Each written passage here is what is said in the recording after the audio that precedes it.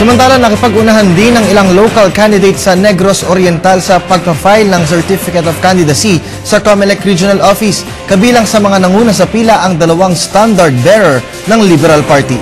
Alam natin ito sa report ni Alex Pal ng PTV Dumaguete. Buena mano kaninang umaga si Congresswoman Josie Lim Cayciong sa pagsumite ng kanyang Certificate of Candidacy sa Commission on Elections para sa pagka-gobernador sa lalawigan ng Negros Oriental.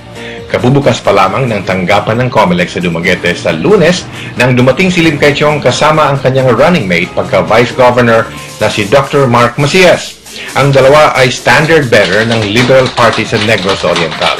Si Lim Cayciong ay nasa unang termino pa lamang sa pagka-congresswoman ng unang distrito ng Negros Oriental at si Macias na anak ng dating gobernador ay tumatakbo sa halalan sa unang pagkakataon. Karon akong gipili tungod kay sa akong pananaw o sa akong pamilya mo ay nasabutan namo nga today para kanako swerte ko no. So I think we work very well together. We can work very well together. Amo na kinahanglan karon sa probinsya kanang tinabangan. Kasama din sa dalawang LP standard bearer ang kanilang mga kaalyado sa politika at mga taga-suporta.